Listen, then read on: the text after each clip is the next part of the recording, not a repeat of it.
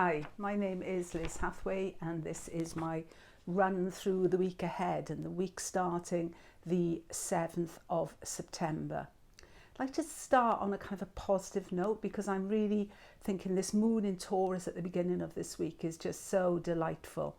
If you think in terms of an inner landscape, then this grand trine that we've got going on at the moment, coming into a sort of kite, I find that really, I like this kind of energy. It makes me, in an inner level, feel kind of like a very pastoral scene. It's very earthy. Virgo is very much the corn goddess in a way. And this is harvest season. This is bringing in the sheaves time. This is reaping what we have sown. And the moon in Taurus there, I just think any kind of rituals that we want to do at the moment based around plentifulness, based around the bountiful earth, then this is the time to do it. Moon in Taurus on Monday, conjunct Uranus, trine the Sun, trine Jupiter. And then Tuesday we have again moon in Taurus, trine Pluto, trine Saturn.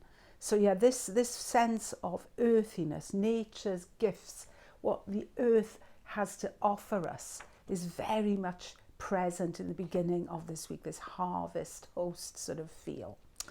And then of course the moon will go into Gemini, which is a completely different energy. It's movement, it's communication, it's being with other people together. And certainly when it comes into the trine with Mercury, which is already in Libra, there's a kind of as well to that, a kind of an expansive feel. Wednesday, we see the Sun trine Jupiter, Sun in Virgo, Jupiter in Capricorn. This is trines to Jupiter are always about goodness. They're always about offerings. They're always about the glass being half full. I know it's difficult for us to see the glass half full at the moment, but I think it is a moment where we could pause and maybe think what benefits we've had out of what has obviously been a very trying, difficult, challenging year for most people. But it's almost like, the prisoner who does a great, training while he's locked up. Something good has to come out of this. There's that feeling of expansiveness, and Jupiter is now going to go direct. So Jupiter's very slowed down at the moment, will go direct on Sunday. So it's a good moment while we've got this feeling of bountifulness to at the beginning of the week to really anchor in ourselves what the positives are that we've got out of this potentially very difficult period for all of us. Thursday, Mars goes retrograde. Now this is interesting because when Mars goes retrograde on Thursday, we get for a few days this really remarkable sort of lineup of retrogrades. We have Mars, Jupiter, Saturn, Uranus, Neptune, and Pluto, and Chiron, and the nodes all retrograde. Wow. I mean, that is kind of a lot of energy moving contrary to the real flow, right? It's like it's pulling back, the energy is pulling back in on itself. So this is kind of difficult as it's come in as well. It's only for a few days from the period that Mars will go retrograde on Thursday, because as I say, on Sunday, Jupiter will be moving direct. But there is that sense with retrograde planets of them being contrary to nature, them going in the wrong direction, if you like. Although we have a new way of looking at that when we say that retrograde is like a time to redress, reassess, realign ourselves with our inner motives, to touch base again, Saturn retrograde, to rethink our grand plan, Jupiter, to as well recognize our own individuality, because that, I think as well for lockdown, is what many of us have had to rediscover, what we're about. So it's a really interesting week. Mars retrograde on a negative, because where's Mars going? It's going back into squares with the Capricorn bunch. So it's going to be about, disciplining ourselves when it hits Saturn. But it's also about anger management, because a negative Mars in Aries retrograde is about this kind of that vision of seething, whether it be seething resentments or internalized rage.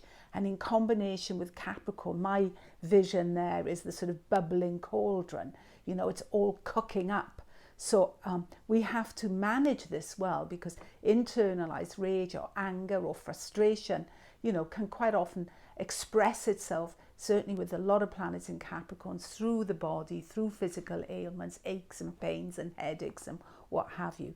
So we have to find ways to deal with this Mars retrograde in positive ways, which, you know, as I say, would be focusing on, you know, how we can use our energy effectively, how we can make an impression on things without, you know, creating big waves or making enemies, you know, just forging our own path, because Mars in Aries is very much the trailblazer, right? He's the lone wolf. He wants to do his own thing. So how can we do our own thing now without rubbing people up the wrong way, and without, you know, kind of creating also in ourselves this feeling of anger, rage or resentment? But it's really interesting, I think, Mars retrograde.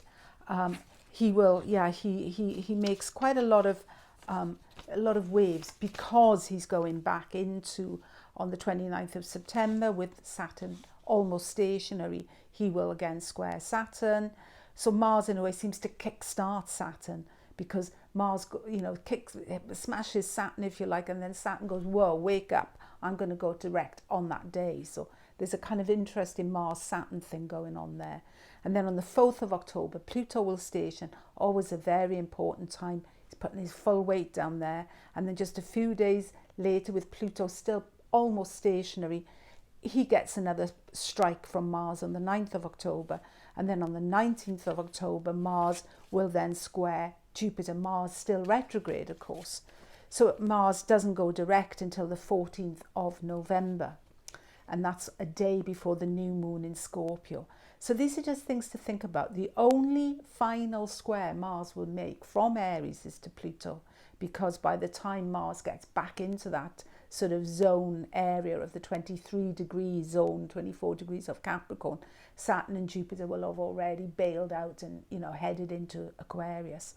So Mars, though, this coming round of these ones that are playing out now in the autumn, you know, yeah, this is like the hot heat of the autumn, that bubbling cauldron. What hubble bubble, boil and trouble, what is going to come out of the pot? That's for us to puzzle, I think. Friday we have Sun opposite Neptune, which is almost a sort of overdose. His poor Sun in Virgo that wants to organise and, you know, sort of dissect and, you know, kind of do the admin and get everything sorted, you know. And then there's Neptune. It's like, whoa, that's far too much information, sorry. And on Saturday, you know, we have Mercury then in conjunct Jupiter. So that's also got that kind of like, oh, my head is, you know, exploding with information. So use the weekend, I think, around that Jupiter station direct to kind of chill out and to allow yourself the space to roam, to free associate, draw, you know, submerge yourself in things that aren't too focused on rational outcomes. Try and give Neptune a bit of space in the weekend, because don't forget, they share something, Jupiter and Neptune, and Jupiter's going direct on Sunday. Okay, that was my look at the week. Thank you for listening. Have a good one. Bye.